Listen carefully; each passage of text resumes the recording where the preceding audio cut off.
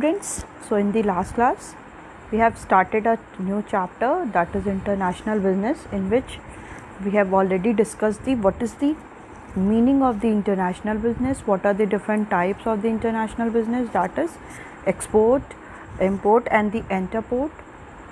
And next topic which we have discussed, that is nature of the external trade or the features of the international business, that is involvement of the two countries in which in international business there should be involvement of two countries, is a minimum two country is needed.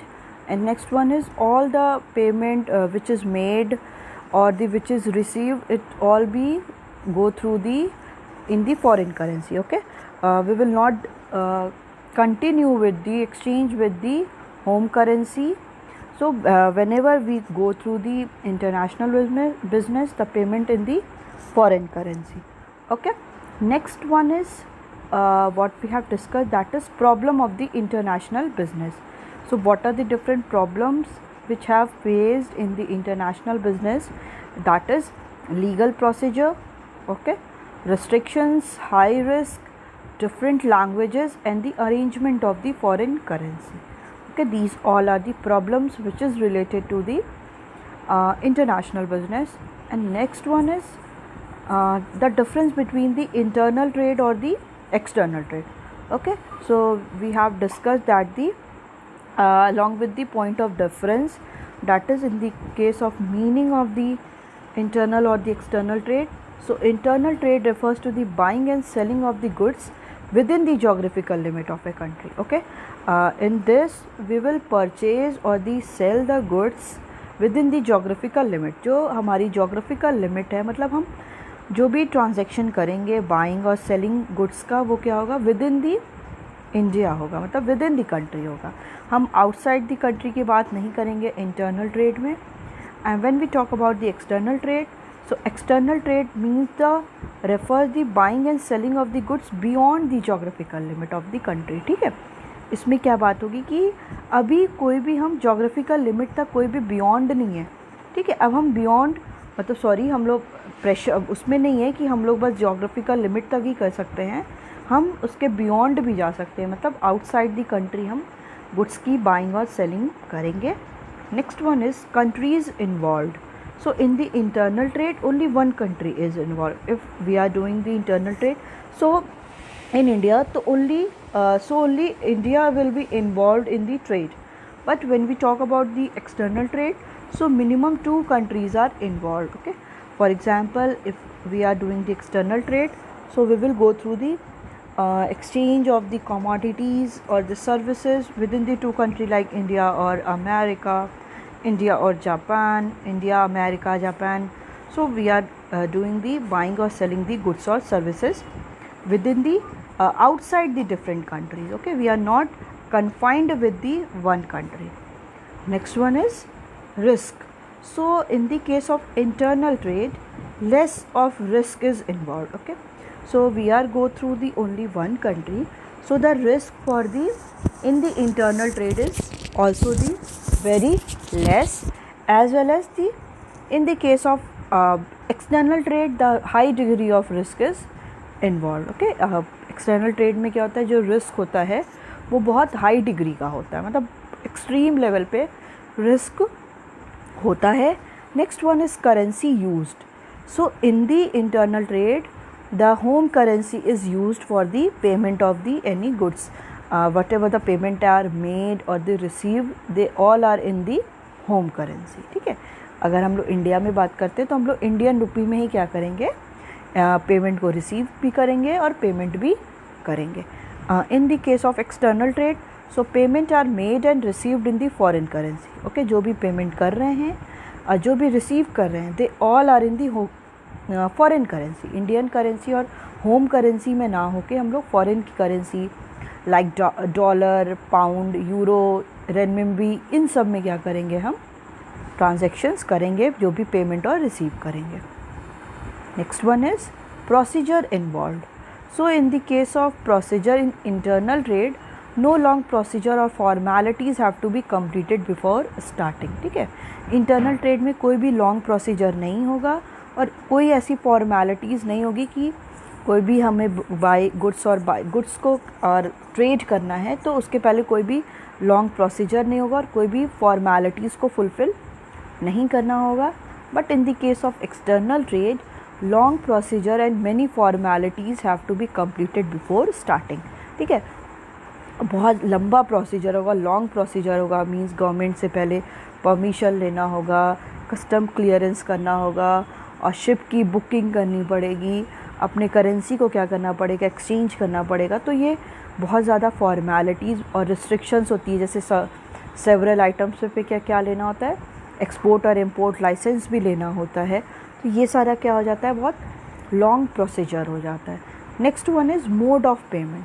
Okay, so payment are made by the cash और the checks. जो भी payment हम करेंगे वो किसके through होगा, cash में हो सकता है या हम लोग सीधे कैश इन हैंड दे दें, और दी चेक्स के थ्रू होता है कि कोई भी जिसका अकाउंट है, वो जिसने परचेस किया है, वो सेलर को एक चेक विदड्रॉ करके साइन करके दे सकता है.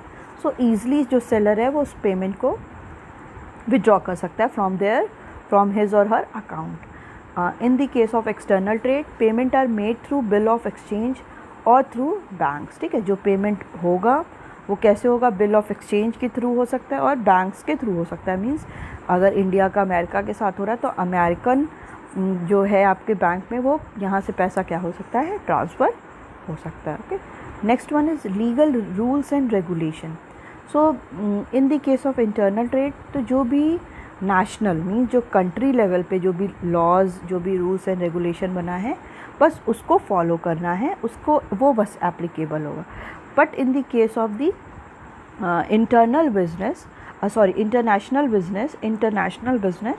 सो जो भी रूल्स एंड रेगुलेशंस होंगे वो क्या होंगे, इंटरनेशनल, जो भी इंटरनेशनल लेवल पे रूल्स एंड रेगुलेशन जो ड्रॉ होंगे, डिफरेंट टर्म्स एंड कंडीशंस होंगी, जो लॉज होंगे वो एप्लीकेबल होंगे.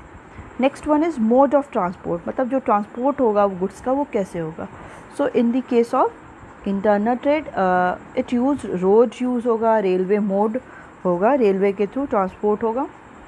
And in the case of the external trade, so it uses sea transport, means sea के थ्रू होगा और दी एयर ट्रांसपोर्ट के थ्रू गुड्स का ट्रांसपोर्ट होगा. Next one is cost involve.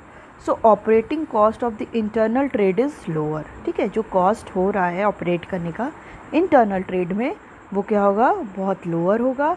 And the operating cost of the external trade is higher due to involvement of long distance. तो जो भी cost operate करने का, कि सारा जो ट्रांजेक्शन हम करेंगे एक्सटर्नल ट्रेड में, उसका जो कॉस्ट होगा वो बहुत ही ज़्यादा होगा, क्योंकि इन्वॉल्वमेंट किसका हो रहा है, लॉन्ग डिस्टेंस. मतलब हम गुड्स को बहुत कम डिस्टेंस पे ट्रांसफ़र नहीं कर रहे हैं, उसका जो एरिया है एज वेल एज जो डिस्टेंस है वो क्या हो रहा है कि लॉन्ग डिस्टेंस होता है. Okay, next one is effect on the foreign reserve. ठीक है, अब हम लोग जो भी इंटरनेशनल बिजनेस में पेमेंट किस पे करते हैं, फॉरेन करेंसी में करते हैं. तो हर एक कंट्री क्या होती है, फॉरेन करेंसी का रिज़र्व अपने पास रखती है. तो इंटरनल ट्रेड में हमें कोई फॉरेन करेंसी की नीड है नहीं, क्योंकि जो भी पेमेंट हो रहा है वो किस में होगा, इंडियन करेंसी में हो गया. So internal trade has no effect on the foreign reserve of a country. But in the case of external trade has direct impact on the foreign reserve of a country. ठीक है, external trade का क्या होगा, direct impact होगा, क्योंकि foreign reserve का इसमें use होगा, फॉरेन करेंसी का यूज़ होगा. तो ये क्या है, this all are the basic difference between the internal और the external trade. So next one is reason for the international business. Why we do international business, कि हम international business को prefer क्यों करते हैं, हम international business के लिए क्यों इतना ज़्यादा importance देते हैं. तो the reason for the international business are, कि उसके reason क्या हैं, why we are doing the international business. So first one is the country cannot produce equally well or cheaply all that they need. Okay, countries क्या हैं, कोई भी country क्या है. जैसे अब हम अपनी कंट्री को किसी और कंट्री के साथ कंपेयर करें तो हम ये जानते हैं कि अगर कोई इंडिविजुअल एक दूसरे के इक्वल नहीं हो सकता है, तो वैसी ही कंट्री भी होती हैं, वो एक दूसरे के इक्वल प्रोड्यूस नहीं कर सकती हैं. ऐसा नहीं है कि अगर इंडिया में फॉर एग्जांपल 500 यूनिट प्रोड्यूस हो रही है तो आपके जापान में भी 500 यूनिट ही प्रोड्यूस हो, ये एकदम मैंडेटरी नहीं है, ठीक है। और मे बी हम अपनी कंट्री में जो कमोडिटी को प्रोड्यूस कर रहे हैं उसका जो ऑपरेटिंग कॉस्ट, जो कॉस्ट आ रहा है प्रोड्यूस करने का, वो कॉस्ट में भी बहुत ज़्यादा हो एज़ कंपेरिजन टू जापान, और हमारी कंट्री का जो प्रोड्यूस हो रहा है वो बहुत ही कम हो एज़ कंपेरिजन टू जापान, ठीक है। हमारे प्राइस कॉस्ट ज़्यादा भी हो सकता है और कम भी हो सकता है। अगर ज़्यादा हो रहा है तो हम क्या सोचेंगे कि हम उस कंट्री से ही अपने गुड्स को मंगा लेते हैं, क्योंकि प्रोडक्शन करने में अगर फॉर एग्जांपल प्रोडक्शन कर रहे हैं, कॉस्ट अगर 100 आ रहा है, वहीं हम जापान से अगर उसको इंपोर्ट कर रहे हैं तो वो 70 रुपीज़ में ही हो जा रहा है, तो 30 रुपीज़ तो हमारा बच रहा है ना। तो इसलिए भी क्या होता है कि जो डिफरेंट इंटरनेशनल बिजनेस को प्रेफर किया जाता है कि the countries can not produce equally well, हर एक कंट्री एक दूसरे के अकॉर्डिंग और एक दूसरे के इक्वल प्रोड्यूस नहीं कर सकती और cheaply all that they need. जो उनको बेसिकली क्या होता है कि हर एक as a government, as a consumer कोई यही चाहता है कि उसका जो रेवेन्यू हो, जो उसको प्रॉफिट हो, वो उसके कॉस्ट से क्या होना चाहिए, हमेशा ज़्यादा होना चाहिए। कॉस्ट कम हो और प्रॉफिट ज़्यादा हो। तो हर एक कंट्री भी यही प्रेफर करती है कि अगर हमको उन गुड्स को बाहर से इंपोर्ट करना पड़े जिसमें कॉस्ट हमारा रिड्यूस हो रहा है, मतलब कॉस्ट हमारा हमको कम बेयर करना पड़ रहा है, तो उस कंडीशन पे कोई भी कंट्री यही प्रेफर करती है कि वो उस गुड्स को क्या करे, इंपोर्ट कर ले। Next one is there is unequal distribution of natural resources among the different country. Okay, हर एक कंट्री में अपने नेचुरल रिसोर्सेज होते हैं, ठीक है। हमारी कंट्री में भी अपने नेचुरल रिसोर्सेज हैं, जैसे लैंड कितना है, एज़ वेल एज़ कितने हमारे पास डिफरेंट ऐसे मशीन्स हैं, या जो भी नेचुरल रिसोर्सेज हैं, एयर, वाटर, ये सारे जो भी नेचुरल रिसोर्सेज हैं वो भी अनइक्वल होते हैं। अब हम ये नहीं कह सकते कि इंडिया में जितनी रिवर्स हैं या इंडिया में जितने लैंड है उतना ही सेम अमाउंट अमेरिका में भी हो, नहीं हो सकता है। मे बी इंडिया में लैंड और मे बी इंडिया में जो अदर नेचुरल रिसोर्सेज हैं, माइंस हैं या कोल हैं, ये सारे वो ज़्यादा हों आज कंपेरिजन टू इंडिया।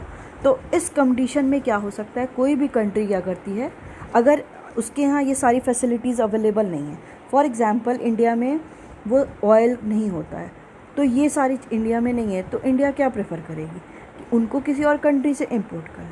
तो इसलिए भी क्या होता है, इंटरनेशनल बिजनेस किया जाता है कि जो नेचुरल रिसोर्सेज हैं they are unequally distributed among the different countries. Different countries में ये जो नेचुरल रिसोर्सेज हैं वो क्या होते हैं, अनइक्वल डिस्ट्रीब्यूटेड होते हैं, ठीक है। एक इक्वली हम ये नहीं कह सकते कि जितना इंडिया में है उतना ही नेचुरल रिसोर्सेज और अदर कंट्री में। तो जहाँ पे नेचुरल रिसोर्सेज ज़्यादा होंगे वहाँ पे जो प्रोडक्शन है उसकी जो कॉस्ट है वो भी कम आएगी। तो हर एक कंट्री क्या सोचती है कि why we are wasting so much amount of cost to produce that commodity, we can easily import that product with the minimum price। तो कंट्री यही सोचती है कि हम इन सारे को क्या करें, दूसरी कंट्री से मंगा सकते हैं, इंपोर्ट कर सकते हैं, हम लोग इस पे अपना जो भी रिसोर्सेज है उसको इन्वेस्ट नहीं करते। तो पहली कंडीशन क्या हो गई, पहला रीज़न क्या हो गया कि हर एक कंट्री क्या है, इतनी ज़्यादा इक्वली वेल नहीं है, मीन्स हर एक कंट्री इतनी ज़्यादा डेवलप्ड नहीं है, हर एक कंट्री के पास इतना ज़्यादा रिसोर्सेज भी नहीं है, वो इतना ज़्यादा कमोडिटी को प्रोड्यूस भी नहीं कर सकती है, एंड और वो चीपली भी नहीं प्रोड्यूस कर सकती, बिकॉज जो उसका कॉस्ट आ रहा है प्रोडक्शन का वो बहुत ज़्यादा हो रहा है। In that condition any country prefer to import the goods. Next one is sometimes ये भी होता है कि उसके पास जो वो प्रोड्यूस की है वो बहुत ज़्यादा प्रोड्यूस की है और उसकी डिमांड उतने प्रोडक्ट की नहीं है, तो वो क्या करती है, उस कंडीशन पे उसको एक्सपोर्ट भी कर सकती है। और कभी कभी क्या होता है, ये भी हम देखते हैं सेकंड पॉइंट में, कि जो नेचुरल रिसोर्सेज हैं in every country they are not equally distributed, वो इक्वली डिस्ट्रीब्यूटेड नहीं होते। कुछ कंट्री क्या है, कुछ नेचुरल रिसोर्सेज में ज़्यादा उनके पास अबंडेंट है, कोई कंट्री के पास कुछ नेचुरल रिसोर्सेज अबंडेंट है, तो जो जिसके पास अबंडेंट है उनका प्रोडक्शन भी उससे रिलेटेड क्या होगा, ज़्यादा होगा। तो इसलिए क्या है, अदर कंट्री क्या करती है, प्रेफर करती हैं कि they can easily import that goods which are not producing in their own country, ठीक है। Next one is availability of different factor of productions such as land, labour, capital, raw material different from the among the different nation, ठीक है। जो different factors of production है, as we already know factors of productions क्या होते हैं, the one which are used to produce the any commodity, कि हम अगर कोई कॉमोडिटी को प्रोड्यूस करते हैं तो क्या डिफरेंट हमको नीड है थिंग्स की कि जिससे हम प्रोड्यूस कर सकते हैं। तो उसमें क्या है, लैंड चाहिए, हमें एक प्रॉपर लैंड चाहिए जहाँ पे हम प्रोड्यूस करें, लेबर चाहिए, वर्कर्स चाहिए जो उस पर वो डिफरेंट वर्क करे, एज वेल एज कैपिटल चाहिए, मनी चाहिए जो इन्वेस्ट किया जाए, रॉ मटेरियल चाहिए कि इनपुट चाहिए जिससे हम कॉमोडिटी को प्रोड्यूस कर सके। Differ among the different nation, ठीक है। हर एक कंट्री में जो फैक्टर्स ऑफ प्रोडक्शंस होते हैं वो क्या होते हैं, डिफ़र होते हैं। हम ये नहीं कह सकते कि इंडिया में क्या है जितने लेबर्स हैं उतना ही चाइना में है या कि कोई और रशिया में है। तो ये सारे क्या है, कैपिटल, लेबर, ये सारे क्या हैं कि हम ये कह सकते हैं कि फैक्टर ऑफ प्रोडक्शन हर एक कंट्री में इक्वल नहीं होते हैं, अवेलेबिलिटी उनकी इक्वल नहीं होती है। मे बी लेबर इंडिया में ज़्यादा है, हमको पता है कि इंडिया में क्या है, पॉपुलेशन बहुत ज़्यादा है तो लेबर इंटेंसिव टेक्नोलॉजी यहाँ पे यूज़ होती है। अमेरिका में क्या है, कैपिटल ज़्यादा है, लोगों के पास पैसा ज़्यादा है तो वो लोग क्या करते हैं, कैपिटल इंटेंसिव टेक्नोलॉजी को यूज़ करते हैं। अब हम उन कॉमोडिटी को ज़्यादा प्रोड्यूस करेंगे जो लेबर के थ्रू प्रोड्यूस होती हैं। अब हमारे पास मशीन से रिलेटेड प्रोडक्ट नहीं है, हम क्या करेंगे, उनको वहाँ से इंपोर्ट कर लेंगे।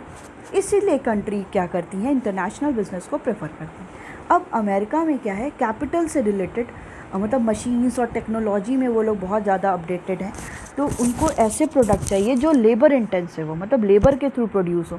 तो वो अमेरिका क्या करेगी, इंपोर्ट कर लेगी लेबर इंटेंसिव प्रोडक्ट, और इंडिया क्या करेगी, इसको एक्सपोर्ट कर देगी। Okay, next one is difference in labour productivity and production cost due to socio economic, geographical and political reason. ठीक है, अब क्या है, नेक्स्ट हो रहा है, बोल रहा है कि डिफरेंस इन लेबर, मतलब हम जो हमारे लेबर की, इंडिया की लेबर और अदर कंट्री का जो लेबर हैं उनमें क्या हो सकता है, डिफरेंस हो सकता है। मे बी इंडिया के जो लेबर है उनमें कैपेबिलिटी ज़्यादा हो प्रोड्यूस करने की और अमेरिका में ना हो। May be for example I am taking productivity क्या हो, मतलब अगर अमेरिका में जो प्रोड्यूस हो रहा है उनमें जो भी वो प्रोड्यूस कर रहे हैं कमोडिटी, वो उसकी प्रोडक्टिविटी बहुत ज़्यादा है, इंडिया में उतनी प्रोडक्टिविटी नहीं है। और प्रोडक्शन कॉस्ट, अगर कोई भी कमोडिटी प्रोड्यूस हो रही है, हम प्रोड्यूस करते हैं कुछ भी तो कॉस्ट हमको बेयर करना पड़ता है, ऐसा नहीं है कि वो फ्री ऑफ कॉस्ट होगा। तो ये क्या हो सकता है, ये हर एक कंट्री में डिफ़र हो सकता है, लेबर डिफ़र हो सकते हैं, प्रोडक्टिविटी डिफ़र हो सकती है, प्रोडक्शन कॉस्ट डिफ़र हो सकती है। So due to socio economic and geographical and political reason, हर एक की कंडीशन की वजह से, मतलब सोशियो या इकोनॉमिक, कोई बहुत ज़्यादा वहाँ पे लेबर जहाँ पे ज़्यादा चीप है तो वहाँ पे क्या होगा, उनकी वैल्यू क्या होगी, कम होगी, तो उनकी जो सैलरी होगी, जो वेजेस मिलेगा वो कम होगा। जोग्राफिकल कंडीशन की, कोई हर एक कंट्री की क्लाइमेटिक कंडीशन कैसी है, जोग्राफिकल कंडीशन कैसी है, पॉलिटिकल मींस कि वहाँ पे जो पॉलिटिक्स है, जो गवर्नमेंट है वो कितना ज़्यादा फेवर करी, तो इन सारे की वजह से भी ये जो कॉस्ट होता है, लेबर्स होते हैं, प्रोडक्टिविटी होती है, ये भी क्या होती है, डिफ़र करती है। So there is not even a single country which is in better position to produce better quality of product at lower cost. और हम ये भी जानते हैं कोई एक सिंगल कंट्री भी नहीं है जिसको हम ये कह दें कि वो एकदम परफेक्ट है, मतलब वो हर एक कमोडिटी को प्रोड्यूस कर सकती है, उसे कोई भी गुड्स की ज़रूरत नहीं है कि वो किसी और कंट्री से उसको इंपोर्ट कराए। हम एक कह सकते हैं क्योंकि हर एक कंट्री क्या है, ड्यू टू ग्लोबलाइजेशन की वजह से हर एक कंट्री एक दूसरे से क्या है, इंटर रिलेटेड है, मींस सबको एक दूसरे की नीड है। ज़रूरी नहीं कि अमेरिका में वो लोग बहुत ज़्यादा अपडेटेड है तो उन्हें कोई भी किसी और कंट्री से हेल्प लेने की ज़रूरत नहीं है, ऐसा कुछ भी नहीं है। तो there is not even a single country which is in a better position, वो एक बेटर पोजीशन में हो to produce better quality of product at lower cost, कि हर एक प्रोडक्ट की क्वालिटी प्रोडक्ट करें, प्रोड्यूस करें और विद द लोअर कॉस्ट। ठीक है, कॉस्ट उनका एकदम कम हो और जो प्रोडक्ट प्रोड्यूस कर रहे हैं उसकी क्वालिटी एकदम बेस्ट हो, ऐसी कोई भी सिंगल कंट्री नहीं है। दैट्स वाई जो कंट्रीज़ हैं वो क्या करती हैं, अलग अलग कंट्री पे डिपेंडेंट होती हैं और they are deals with the borderless economy. ठीक है, बॉर्डरलेस, कि कोई बॉर्डर के through they are not bound, वो बाउंड नहीं है तो वो क्या करती हैं, डिफरेंट इम्पोर्ट एंड एक्सपोर्ट भी करती हैं. Okay, so next one is as a result each country finds its advantages to produce those selected goods or services that it can produce more effectively and efficiently, and procuring rest through trade with the other country, which the other country can produce at the lower cost. This is the main reason why countries trade with each other and engage in the international business. ठीक है, as a result क्या होता है, each country find it advantageous to produce दो selected goods और services. ठीक है, हर एक कंट्री क्या होती है कि कुछ प्रोडक्ट में एडवांटेजेस होती है, मतलब वो सेलेक्टेड गुड्स में, जैसे इंडिया में क्या है, एग्रीकल्चरल प्रोडक्ट क्या है, जैसे वीट हो गया, राइस हो गया. इंडिया क्या है इस चीज़ पे बहुत ज़्यादा लेबर इंटेंसिव जितने भी प्रोडक्ट हैं इंडिया उसमें बहुत ज़्यादा ही एडवांटेजेस है, मतलब उसको बहुत ज़्यादा एडवांटेज है कि वो ऐसे प्रोडक्ट में क्या होते बहुत ज़्यादा सेलेक्टेड गुड्स का वो प्रोडक्शन बहुत ज़्यादा करती है. तो हर एक कंट्री क्या होती है, अब कुछ इम्पॉर्टेंट प्रोडक्ट जो उसकी कंट्री में बहुत ज़्यादा अवेलेबल हैं उनमें वो क्या होती है एडवांटेज, और जिसमें उनके पास अबंडेंट उनका प्रोडक्शन कर सकती हैं, so that it can produce more effectively and efficiently. अब इसमें क्या है कि अब इंडिया में अगर हम एग्रीकल्चर प्रोडक्ट बहुत ज़्यादा प्रोड्यूस करते हैं तो इंडिया में ये सारे प्रोडक्ट बहुत इफ़ेक्टिवली और एफिशिएंटली प्रोड्यूस हो जाते हैं, procuring rest through the trade with the other country. और जो प्रोडक्ट इंडिया में India is not able to produce those good, in that condition India will import that good to the other country. India क्या करती है, from the other countries से वो सारे goods को इम्पोर्ट कर लेती है. जैसे इंडिया क्या है, कुछ ऐसे प्रोडक्ट में बहुत एफिशिएंट है और इफ़ेक्टिव है, मतलब डिफरेंट प्रोडक्ट को वो ईज़िली प्रोड्यूस कर सकती है. और जिन गुड्स को वो प्रोड्यूस नहीं कर पा रही है क्योंकि उसका कॉस्ट ऑफ प्रोडक्शन, मतलब जो प्रोड्यूस करने का कॉस्ट है वो भी बहुत ज़्यादा है, उस गुड्स को वो क्या करती है, दूसरी कंट्री से इम्पोर्ट कर लेती है. Okay, which the other country can produce at the lower cost. जो वही अदर कंट्री जो इंडिया में कॉस्ट लग रहा है प्रोड्यूस करने का बहुत ज़्यादा है, वही अदर कंट्री के लिए क्या होगा, बहुत लोअर कॉस्ट है. इस कंडीशन पे इंडिया क्या करेगी कि उन गुड्स को इंपोर्ट कर लेंगे. फॉर एग्जांपल अब हमारे यहाँ जैसे जो एग्रीकल्चरल प्रोडक्ट हैं उनकी हमारे कंट्री हम लोग क्या है, इसमें हम लोग एफिशिएंट है कि हम लोग प्रोड्यूस कर सकते हैं और इसकी जो वैल्यू है हमारे लिए, कॉस्ट ऑफ प्रोडक्शन भी बहुत कम है.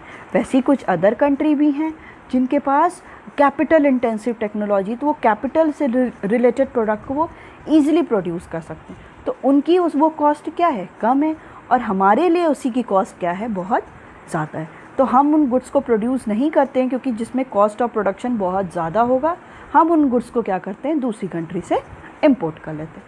जैसे हम करते हैं वैसे अदर कंट्री भी क्या करती है, उन गुड्स को अपनी कंट्री में इम्पोर्ट कर लेती है. Okay, this is the main reason why country trade with each other and engage in the international business. यही क्या है, ये मेन रीज़न है कि जो कंट्रीज़ क्या करती हैं, ट्रेड करती हैं एक दूसरे के साथ and engage in the international business, और इंटरनेशनल बिजनेस में इंगेज होती है. यही सारे रीज़न है. Only because of that the countries prefer to trade with the each other, कि वो एक दूसरे के साथ ट्रेड करने को प्रेफर करती हैं. Okay, so next one is international business versus domestic business. Okay, so the next topic is कि what are the different advantage or the disadvantage when we compare both international business or the domestic business. Okay, so conducting international business is more complex than the domestic business because of the variation in the political, socio-cultural and economic environment. Okay, so to be successful they have to plan their production, marketing as per the requirement of the target foreign market. Okay, कि conducting international business is more complex than the domestic business. ठीक है, international business करना वो बहुत ज़्यादा complex है, complicated है when we compare it to the domestic business. जब हम domestic business के साथ उसको compare करते हैं तो ये जो डिफरेंस है, ये जो डोमेस्टिक बिजनेस है, it is quite easier to do when we compare it to international business, because